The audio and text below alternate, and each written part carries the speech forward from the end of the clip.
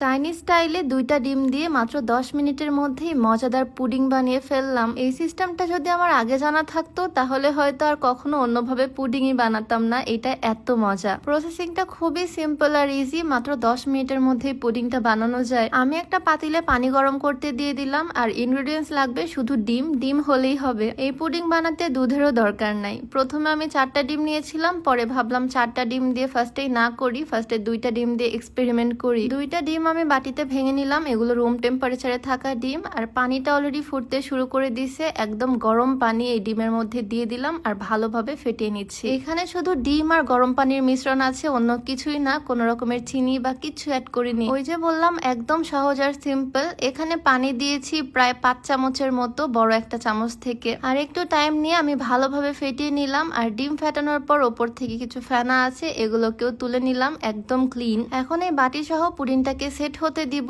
এই পানির মধ্যেই দিতে চাইছিলাম, তবে এই পাতিলটা একটু বেশি ছোট হয়ে গেছে, তাই অন্য একটা প্যান নিলাম। প্যানের মধ্যে খানিকটা পানি দিয়ে দিলাম, আর পানিটা ফুটতেও শুরু করে দিল। উপরে একটা স্ট্যান্ড বসিয়ে দিলাম, আর তার উপরে দিচ্ছি এই বাটিটা। এখন জাস্ট হাতে গুনে 5 থেকে 7 মিনিট সময় লাগবে পুডিংটা সেট হতে। সুন্দর করে ঢাকনা দিয়ে একদম লো হিটে রেখে দিলাম। এইটাকে আমি রাখবো 10 মিনিটের জন্য, যাতে খুব ভালোভাবে ভিতরে কুক হয়ে যায়। পুডিং বসিয়ে দিয়ে আমি চলে আসলাম ড্রয়িং রুমে। পুরো রেসিপি তোমাদের সাথে শেয়ার করব, আর বেশি প্রসেসিং বাকি নাই। তবে তার আগে ড্রয়িং রুমে আসলাম, সোফা কভার লাগাবো সোফাতে। আমি সব সময় RH ব্র্যান্ডের অরিজিনাল তুর্কি সোফা কভার ইউজ করি। এই সোফা কভারটা আমি এসে কভার সেন্টার পেজ থেকে নিয়েছি। বারবার ওয়াশ করলেও কোনো রকমের সমস্যা হয় না। আমি খুবই সুন্দর পার্পল কালার নিয়েছি। তোমরা চাইলে নিজেদের পছন্দ মতো কালার কাস্টমাইজ করে নিতে পারো। অরিজিনাল কভার আমি সবসময় দেখে শুনে বুঝে নিই, আর আমাদের ফার্নিচার যেহেতু অনেক পুরাতন, তাই সবসময় কভার পরিয়ে রাখি। একদম ওল্ড মডেল আর ডিজাইনের। তবে তোমরা নিজেদের ফার্নিচারের জন্য একদম পারফেক্টটা নিয়ে নিতে পারো। শুধু তাদের পেজে ফার্নিচারের ছবি পাঠাতে হবে, তাহলেই হয়ে যাবে। অনেক রকমের ভেরিয়েশন,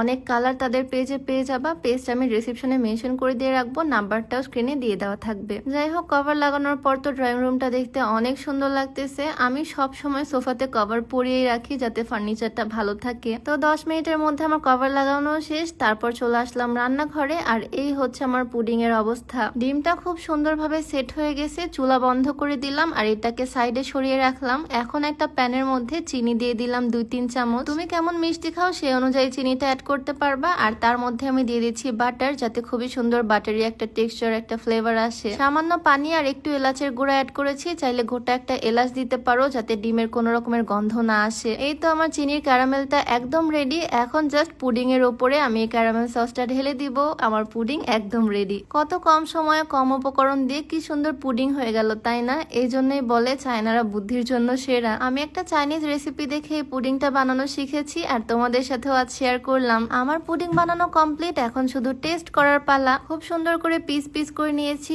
উপর থেকে ক্যারামেল সস দিয়েছি অনেক বেশি করে। এখন এটা খেতে খুব মজা লাগবে। এই যে চায়না বুদ্ধিতে পুডিং বানানো শিখে গেলাম, এখন থেকে এইভাবেই পুডিং বানাবো। গরম গরম বাটিটা নিয়ে চলে আসলাম আমার হাজবেন্ডের কাছে। ডেজার্ট আইটেম যদিও একটু ঠান্ডা খেতেই ভাল লাগে, তোমরা চাইলে ফ্রিজে কিছুক্ষণ রেখে তারপরে সার্ভ করতে পারো। তবে এটা নিয়ে আমি এত পরিমাণে এক্সাইটেড ছিলাম, সাথে সাথে আমার হাজবেন্ডের কাছে নিয়ে চলে আসছি, আর ও খুব পছন্দ করছে। আমার ননদ বাইরে যাচ্ছিল, সেই সময় ওকেও একটু দিলাম টেস্ট করে দেখার জন্য। ওর কাছেও ভালো লাগছে। তোমরা চাইলে বাসায় ট্রাই করে দেখতে পারো, অবশ্যই ভাল লাগবে। সময়ও বেশি লাগে না, উপকরণও বেশি লাগে না। পুডিং খাওয়ার পরপরই আমার স্লিমিং টির কথা মনে পড়ছে, যদিও আমি চিনি খুব অল্পই দিছিলাম। আমি খাবার দাবার খুব একটা মেনটেন করি না, শুধু প্রত্যেকদিন এই স্লিমিং টিটা খাই, তাহলে আর ওজন বাড়ে না, কন্ট্রোলে থাকে। ওজন কমানোর জন্য তোমরাও এই স্লিমিং টিটা ট্রাই করতে পারো। প্রত্যেকদিন সকালে আর রাত্রেবেলা খেতে হবে। স্লিমিং টি তোমরা পেয়ে যাবা বিউটি বাই লিম ফেসবুক পেজ থেকে। পেজটা আমি ডেসক্রিপশনে মেনশন করে দিব, নাম্বারটাও স্ক্রিনে দিয়ে দেওয়া থাকবে। যাই হোক, আজকে ছোট ভিডিওটা এখানেই শেষ করছি। সবাই ভালো থাকো। আল্লাহ হাফেজ। আসসালামু আলাইকুম।